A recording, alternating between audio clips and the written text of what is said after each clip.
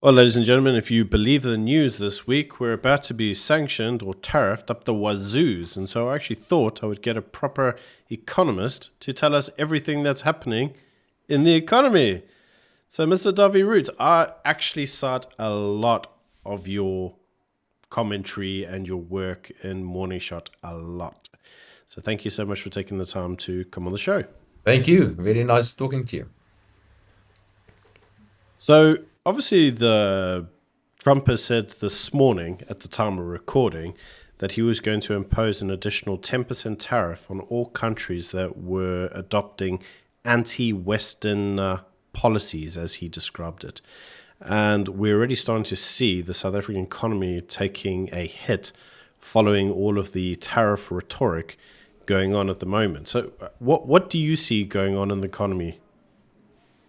Well, first of all, the South African economy is hardly going anywhere. My estimates for economic growth is that I think we are going to be lucky if we see 1%. The economy is just really, it's doing absolutely horribly. And the reason for that has to do with, well, the wrong macroeconomic policies. Of course, some international factors like sanctions also impact on the economy, but the important point is that the economy is doing badly, and it's doing badly mostly because of the government that we have. It's because of government policies. Now, the reason why I say that is because an economy that's hardly growing, when you talk about economic growth of 4 or 5% and you shave off 0.2%, 0.5%, 1% even, it doesn't, well, of course it matters, but it doesn't matter that much. But if your economy is hardly growing and you shave off 0.2 or 0.3%, then it's a big deal. And that's how tariffs is going to impact on South Africa. We're talking about, and I don't know what Donald Trump is going to do, but we potentially talk about, say, 0.3% or somewhere there, slower economic growth because of the tariffs. Well, coming back to the first one, currently we have tariffs of approximately, well, 10% supposedly against us in South Africa.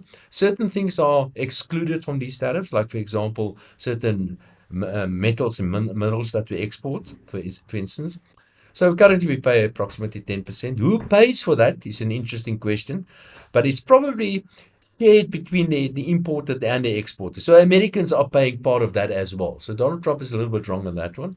Then if we don't come to some sort of deal with Donald Trump, then we are going to be zapped with a 40% tariff on sometime this week or next week or the 1st of August, somewhere there, unless he changes his mind. And then on top of all of that, there's an additional 10% tariff if we act un-American because we are part of the BRICS countries. Previously, he said he's going to zap us with a 100% tariff if we try to get another currency, like another reserve currency. So all this is it's really a bit confusing because I don't know what what he will be settling on eventually. Will we see this 40%? I don't know. What does it mean to be un-American in a BRICS context? Maybe what's important mentioning here is that the BRICS countries also issued a statement yesterday morning where they said that they do not like the current setup in the International Monetary Fund. Now, let me just give you the background there.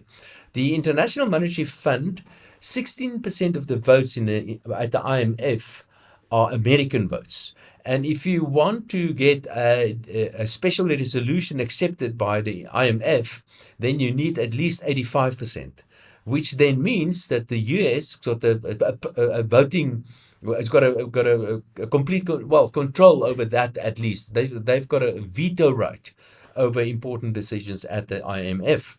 Now, the BRICS countries, they don't like, well, not necessarily the American vote, but they want to have the voting powers renegotiated at the International Monetary Fund, and they would rather make use of purchasing power parity in measuring the size of the economies instead of normal market exchange rates. If they do that, then of course the whole thing is going to change, and the United States is not going to have the more than 15% voting rights at the IMF, which then means that the whole control system at the IMF and probably the World Bank eventually will change. And I think perhaps that is what Donald Trump is referring to. He doesn't like that. He wants to be in charge of in fact, the Americans are traditionally in charge of the International Monetary Fund, and perhaps that is un-American that he's referring to.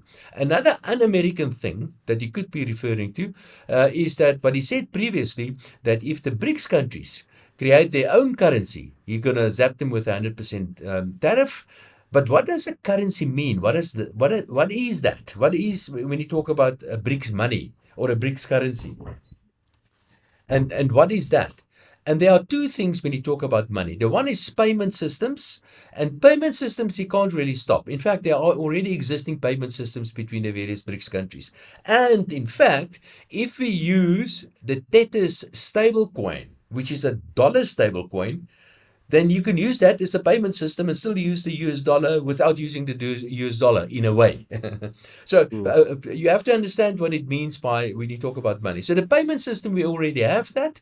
And I don't think it's a very clever idea for Donald Trump to sanction us because of the use of a payment system.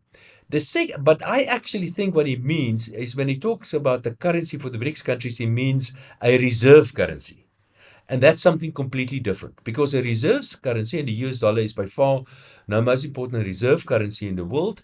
And the reserve currency simply means that the Americans can live and maintain their living standard much higher than would have been the case otherwise, because of the fact that the most of the world use their currency as the reserve currency, making the US dollar much stronger than what it would have been if it wasn't for that specific fact. But to replace the US dollar as the world's most important reserve currency, there need to be a lot of things in place before that will happen. And the only currency that can currently potentially challenge the US dollar is the euro, and that's going to take many years as well. So that's just not going to happen. So I don't know what he really is referring to. Is he referring to a reserve currency, which I think he's referring to, which is not going to happen? Or is he talking about a payment system? Or is he talking about the IMF? Or maybe he's talking about something else. I just don't know. I don't know, because part of the announcements that were made, obviously, at the BRICS conference was also certain things that they challenged the United States' approach on Iran. So they condemned that. Yes, They also condemned the approach on Israel. Yes, that as well. So whether or not the foreign policy is one that's causing them concerns, certainly we know that one of the reasons that Donald Trump highlighted the negative things happening in South Africa in the first place was actually because of the RCJ case. Yeah, exactly. So we know that does have a significant impact on terms of the way that he views South Africa. But you're very correct. At the time of recording, there is currently no bilateral trade agreement between the United States and South Africa, and with AGOA set to basically expire at the end of the year, and his tariffs that he's now putting forward. If you remember, when he put those tariffs in place, he suspended them so that we could negotiate a deal, but we've done nothing. Yeah, I don't, and I also don't know whether we received a letter yet. Because apparently he's going to send out 10 or 15 letters to some countries today. 12 letters to 12 countries. 12, yeah. So I don't know whether we received a letter, but I think, at least what I picked up from the news outlets is that in this letter he's going to just remind those countries that you better start talking to us, or you're going to be some sort of horrible tariffs will be implemented against you. So apparently there's some countries that will be getting tariffs up to 70%, but they haven't actually said which.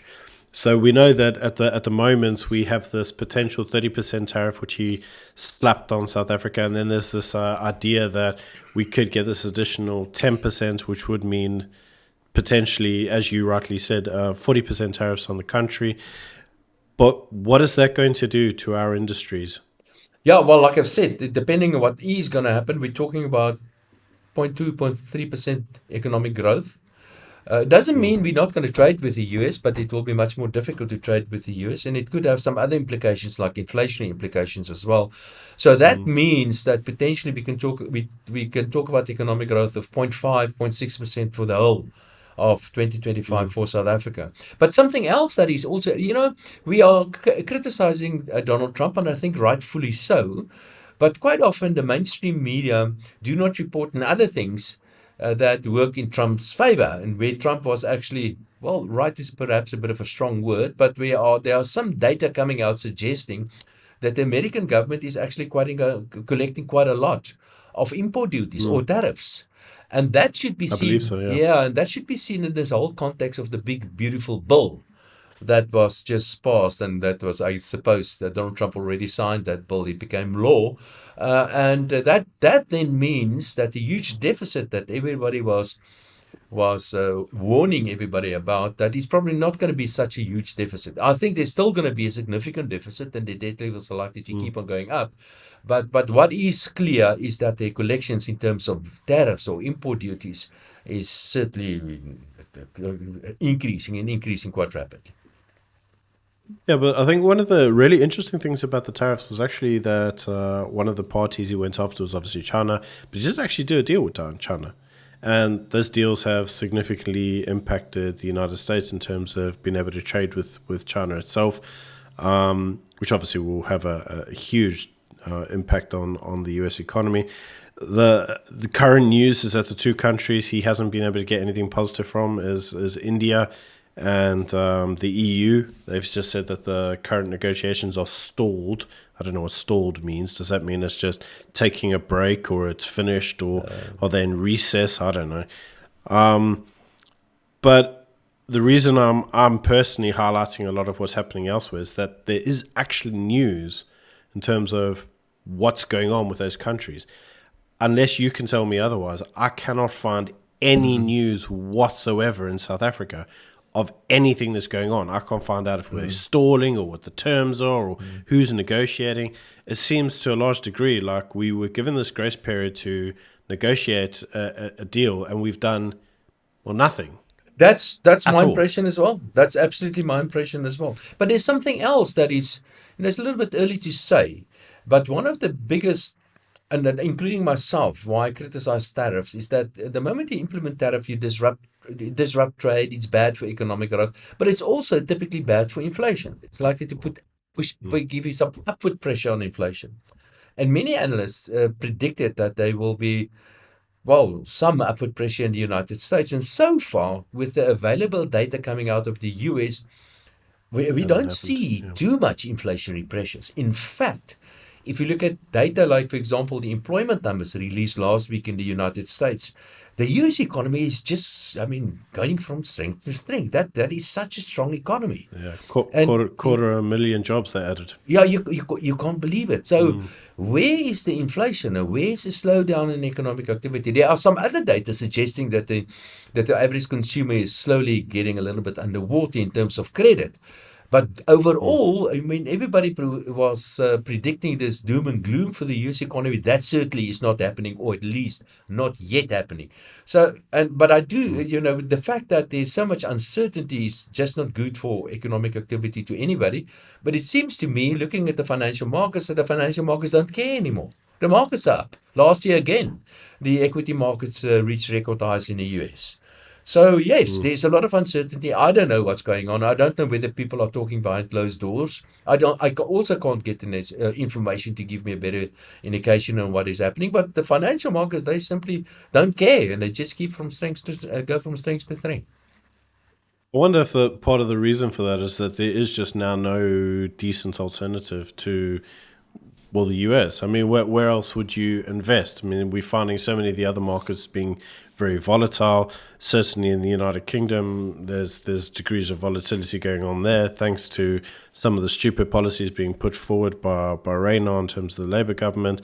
Obviously, the ideas of wealth tax and various other issues mean that there's been a significant wealth, should we say, fleeing the United Kingdom. So what other markets are there?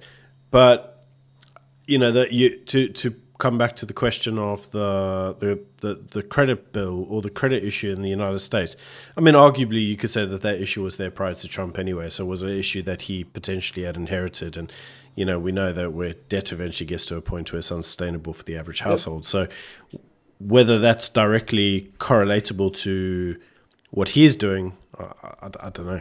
Are you talking about the fiscal deficit there now? What's going to happen to debt there? No, so I'm actually talking about the debt in the household. So the household sector. Yeah. So especially the lower income. But the data that I got access to is that the lower income categories are really starting to struggle a little bit in terms of debt.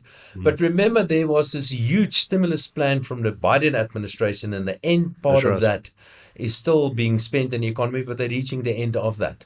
If you want to, we should talk a little bit perhaps about this big, beautiful bill of Donald Trump, because Because I've been looking at the numbers, and again, many analysts are predicting that they will increase debt over the next couple of years by more than 3.5 trillion US Mm. dollars.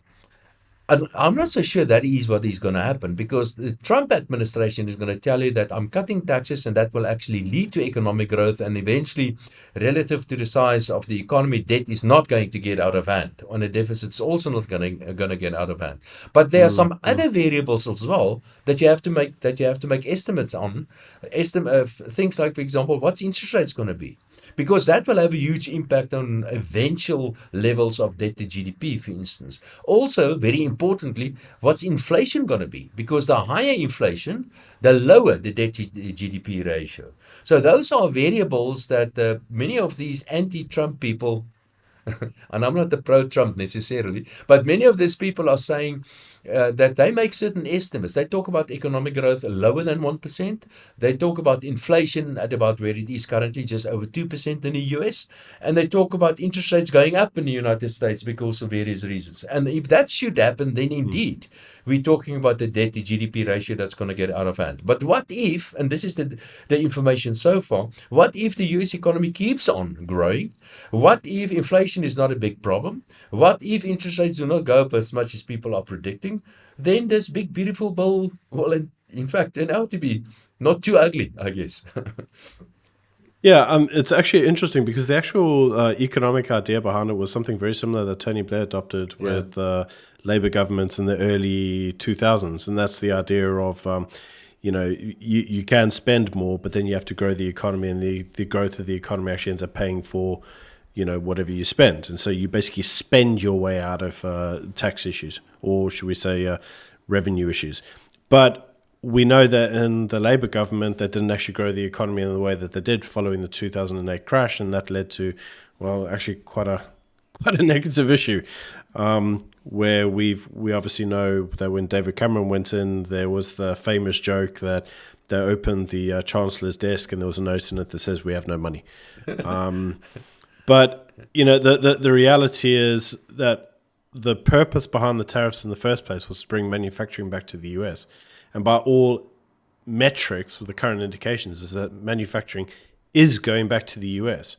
And that will have a huge, massive impact on the economy as a whole. Yeah, I'm not so sure. And let me tell you why. Well, Mm-hmm. first of all, people do not work in factories anymore. Modern factories are run by True. IT engineers and people like that. So people are Robots.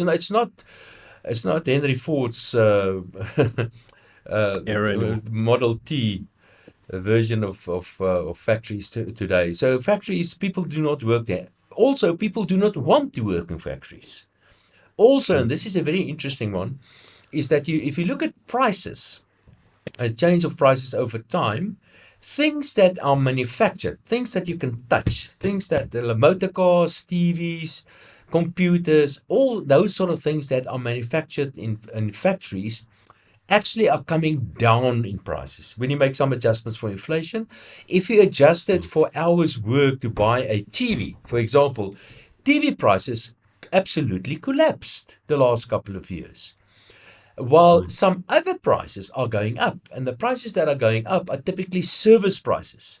The prices of IT engineers, I'm mentioning that again, geneticists, their prices are going up, and other specialists, their prices are going up. So the point I want to make is that things that are manufactured, and including things that are manufactured on farms, like, for example, food prices, things that are manufactured are getting cheaper, but things where you need special skills and special technology, those things are getting more expensive. And from that point of view, it just doesn't make sense to have this huge thing about factories. If you want to get involved in a modern economy, you need to do what you and I are doing right at the moment, because that's the modern economy. It's a service-driven thing, Mm. Mm. and margins in factories are squeezed, and they will continue to be squeezed because computers and robots are doing more things cheaper. So I think Donald Trump is completely wrong. But having said that, you're right in that many factories are indeed moving back to the United States. But there are reasons for that. And one important reason is, like we've just spoken about, that is that modern day factories are not that dependent on labor. So it doesn't Mm. matter if labor is a little bit more expensive, because labor in the United States is far more productive than labor in Bangladesh, for example, because of their higher levels of skills. But that's an interesting one. Mm. I think many economists are actually missing out on this one, in that modern economies are more service driven than actual part of the primary or secondary part of the economy. It's the tertiary economy that matters today. So actually, then taking that into the Gaza and of South Africa, right? So you mentioned that we could potentially be losing 0.3% of our growth rate, Yeah. and we might see, you know, potentially 0 point something percent growth rates for the economy of South Africa as a whole this year. But there was actually a report that came out that said that the current indications were that the growth rates for South Africa so far had been, well, nothing. We had got to a point where I think the growth rate had been estimated for the economy so far at zero point 0.2 or Yeah. 0.3% for the year so far. So if we take into account what the potential trade tariffs would Yeah. be, surely then the economy will actually be in a Quite recession. possible. It's quite possible. Quite possible. Mm. But it really depends. Two things that are important before I get to the definition for inflation. There are some other indicators of very weak economic growth as well. For a very good one is inflation rate. Now, inflation where Mm. it is currently well below 3% actually, and it's actually getting is sort of kind of stuck there. And that's a Mm. sign of very, very weak demand in your economy. Another Mm. number that also, when I was a young economist, this was one of the most important numbers, and that's money supply and credit extension, and that is Mm. also very, very weak. So the money supply is not growing, and that's also a Mm. leading indicator of weak economic growth. But coming back to the definition of inflation, the two negative quarters of economic growth, that's a definition of inflation that is usually used. I don't know who thought of that. Recession. I mean, of a recession. Who thought of that? Why Mm. two? Why not one? And I've got in my book, there are other definitions for recession. If your economy grows below potential, that's a definition of recession. Another one is if your people are getting poorer on a per capita basis. That's my definition of a recession. Another one. I Mm. mean, so there could be many other definitions of a recession, and certainly, Or if you were yeah, if Or you if you were Biden, you redefined it away from the two negative growths, because Biden said that it wasn't a recession even when you had two successive quarters of negative growth. yeah. So, yeah. So I think my definition of a recession, perhaps broadly speaking, is that an economy just that's not doing well. And if Mm. you use that, and there are many ways of looking at it, then the South African economy has been an absolutely disastrous economy for the more than 15 years, in fact. So actually, that brings us to some interesting topics. I actually watched. I forget that my memory is getting old now.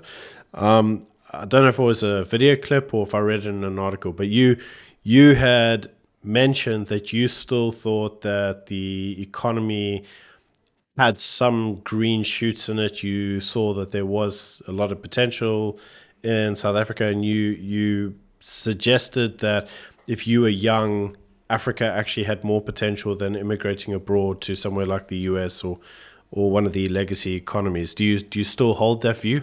I must tell you, if I go back when I was a young economist, I think I would have liked to be in the United States. The US is just an amazing place. I mean, it is just Mm. an amazing place. But having said that, what we discussed earlier, the nature of economic activity today is service orientated.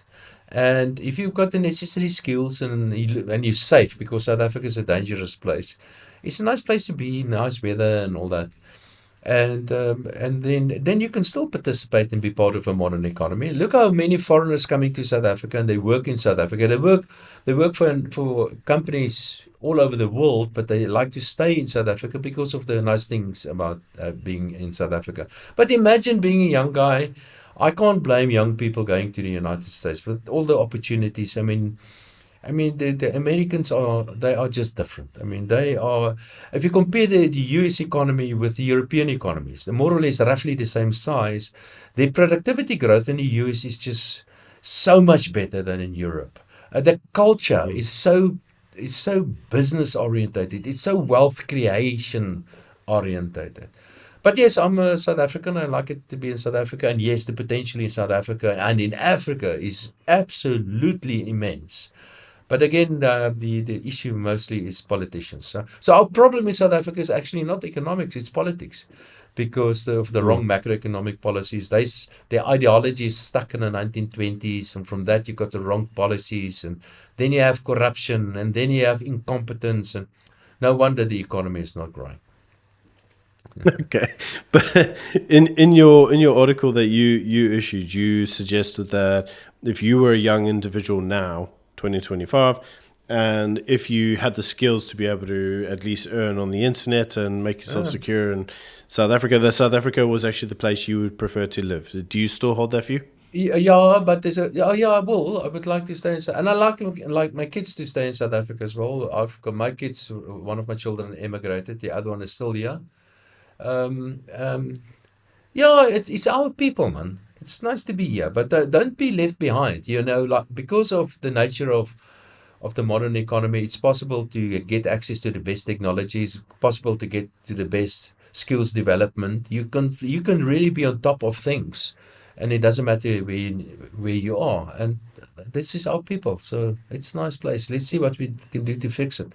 Let me put it. I always tell young people, if you are on the pothole fixing business and you go to the Netherlands, you're going to be out of work because there are no more potholes still left to fix. But we've got plenty here. So there are plenty of things that can be fixed here. And that all of those are actually business opportunities as well. Yeah, I mean, I say to a lot of individuals that one of the reasons that I promote South Africa as a decent place to live is that if you actually look at, and I can only talk about European economies because obviously I'm a European economist. I have an idea of what's going on in the US, but certainly I'm Yeah. more switched on in terms of European economies than I am in the US. But in Europe itself, the saturation point for small businesses has been reached 50 times over. So the reality is if you start up a small business in terms of competition in Europe, England for example, it's massive. That's why you find like a lot of people are employed in those economies. They're not actually entrepreneurial. And so if you wanted to be entrepreneurial in, say, South Africa, then South Africa still actually leads itself to an entrepreneurial type Yeah. culture. It's like if I think from when I was at school, if I said to you how many people I know that went on to start businesses, well, there's a few. If I say to you from my university days in the United Kingdom, how many people went on to start a business, the answer would be none. Mm. So, and that's a cultural difference. But it's curious as to where this economy is going to go. Do you have an idea of what you think may go on for the rest of the term of the GNU? Let's give it a 2-year plan. What do you think is going to happen? All the Yeah, I watched this the budget one and budget two and budget three, and that 2%, then one, then all that whole circus there. 0.5 and Yeah, and most recently with this talk shop that the president is proposing, and there was a possibility then that the government of national unity will come to an end again. So much so that the president even cancelled his trip to Europe. He thought this is going to be the end of Spain, yeah. to Spain, Mm. to the national. So I think the ANC is waiting for the DA to leave, and I think the DA is waiting for the ANC to kick them out. And I think they are in this. Both of them are locked in this dance. They hate one another, but they can't get out of this marriage. And I think that's good Mm. for South Africa. It's good for South Africa because the alternative, as we know, can be that's not something that I would like to think about. So that is, well, it's not good for South Africa, but I guess it can be much worse. But if I was a DA, I would certainly leave the coalition because it's a coalition. It's not a government of national unity. But I would certainly leave the coalition, say 6 months or a year or so before the next general election, because the impression was created by the ANC that the ANC kind of swallowed the DA. It's only with the budget thing that the DA found its feet and found its voice. And then see how they mismanage this public dialogue thing that the president is proposing. where they threatened to leave that, and also when the president fired his deputy DA minister, they threatened to leave the government of national unity if this and that doesn't happen within so many days and so on. And the days came and went, and they didn't do anything. So the point I want to make, the DA must be very careful. They withdrew from the public talk shop. Yeah, That's what they did. Come on, the DA. If you want to bark, make sure that you've got some teeth at least. They're just barking and nothing. They're simply losing face every time. So don't threaten unless you are prepared to actually do what you're threatening that you are going to do. So, and that is, I think, Steenhuisen and the management of the DA lost a lot of face now again. The budget, they managed the whole budgetary process brilliantly. That was well managed. But the most recent firing of Whitfield, this deputy minister of the DA, that was managed like a bunch of amateurs. Yeah, I think the Whitfield issue, though, is kind of a complicated one because you got to be careful around what you say on this. But Andrew Whitfield's never actually completed a term in any position he's ever been given. That's the fact. When he was provincial legislator in Eastern Cape, he didn't do it. When he was a councillor, he didn't do it. When he was, it didn't matter where he is, he's never actually completed a full term in office. So getting fired here, okay, it's like, well, that's Andrew. So, but I would have thought that knowing that, John would have been a little bit more cautious about going in full guns blazing. And there were some things that did come out following that I don't think John really communicated to the public very well, such as the president asked him to nominate another DA guy to take the role. So it wasn't just a, and that's actually a really big point, because the way John phrased it was that it was just, screwing the DA on numbers and trying to whittle down their influence. And that actually turned out not to be the case. But it's very strange at the moment to consider that one of the things that the DA, whilst in power, still seems to be embracing, despite when being in the opposition benches for some time said they didn't support it, was BEE. And BEE is one of the huge big negatives to the economy and one of the reasons that we're seeing negative economic growth. What do you make of that? Oh, BEE? The DA supporting it. Yeah, well, let me tell you, I've been thinking about there's a new election now. Okay, let me rephrase that. Say I start a new political party and I can go and pick and choose amongst all the political parties, and I can pick and choose the best members of those political parties. Who will I pick? I'm really battling to get 5 good guys. I'm really battling to get 3 good guys. Let me ask you this question. Is there somebody that I will really trust my confidence in the ANC? Really? There are 1 or 2 guys that I think are not too bad. Lamola, I like him. He's not too bad. He's the Minister of International Affairs, so he's taking some flack now because of the government's position, especially with Iran and Israel and so on. But I think he's not a bad leader. He's one. Who else? Park Stow recently was not too bad. He said a couple of things, but now he came in with this BEE 100 billion fund and all sort of nonsense. So there he lost. Fund. Yeah, now he lost me on that one. So who else? My goodness gracious, I can't think of anybody else in the ANC that I really think is going to be a good leader, except perhaps Malamola, and he's also disappointed me a little bit. Then go some of the other political parties. Very young. He's very young as well. And the other political parties, somebody that I really liked was Action South Africa's Herman Mashaba. But he disappointed me so much recently. Yes, that guy's tweets, man. He's so racist on Twitter. All of a sudden, he changed completely. Something must have happened there. He is so angry at the DA, it seems. And look at the DA. Who would you like? Who are you going to put all your confidence in the DA? There are a couple of, but I can't think of somebody that really stands out. Not Steenhuisen. So I've made that comment. I've made that comment a few times, and that everybody talks about the ANC's succession problem and who's a credible alternative, and everybody forgets the DA has the same problem. The same problem. There's no real credible alternative. There's maybe Jordan Hill-Lewis, maybe. He's a But then good guy. Jordan says Yeah, he yeah, doesn't yeah. want to do it. That's him. Yeah, Says he doesn't he's want not to a do bad. it. He's a good one. He's a really good one. I was fortunate to interview him a couple of weeks ago, and he's a good guy. I think he's somebody that I will put a lot of confidence in. But apart from him, I mean, Steenhuisen, he's the leader of the party, but he's not a guy that seems to be. He's not presidential in my view. Mm-mm. Mm-mm.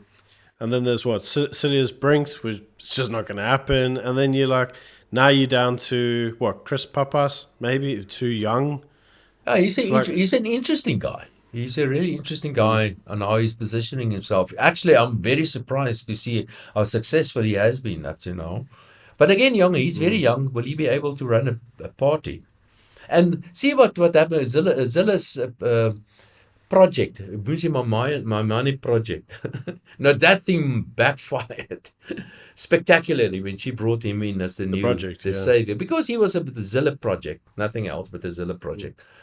Yeah, no. I think what we need is a new political leaders. We don't really have strong political leadership Mm. in any one of the parties. Yeah, yeah. So what do you think is going to happen? The end of the year, negative economic growth, loss of AGOA, tariffs up the wazoo. I think What's your AGOA is prediction? gone. I think AGOA is gone. I don't think it will be 40%. I think they will come. They will negotiate something probably at 20% or whatever somewhere. What do I know? I really do not know. But I know the economy is not going to grow. And there are some other issues that I'm very concerned about, and that's our fiscal position. Our fiscal position is really, really getting out of hand. If the economy grows at 1%, even if it grows at 1%, revenue is going to disappoint. The debt to GDP, the deficit to GDP, all those numbers are going to move in the wrong direction. And we are heading for a financial crisis, I promise you. Donald Trump, of course, tariffs is not all he can do to us. There are many other things he can do. One is financial sanctions against South Africa. And if he Withdrawal decides, from the SWIFT. yeah, no, not only SWIFT, what I mean by financial sanctions, if he tells the Americans that they're not allowed to buy our bonds. So who's going to pick up our bonds then? It's likely to be the local banks, the local insurance companies, and so on. If long yields go up, then those balance sheets will come under tremendous pressure. We're not there yet. I'm not telling there's anything wrong with the banks. They're very well managed. But we are really, this is not a good place where we are. We need to make some drastic changes in policy in South Africa to get this economy to grow. And looking at the quality of our political leadership right across the spectrum, I don't see much talent. Well, thank you so much for the very positive, enlightening chat. I know you're busy, and we said we try to keep this for 30 minutes, and it's just gone over 30 minutes. So I've enjoyed talking to you.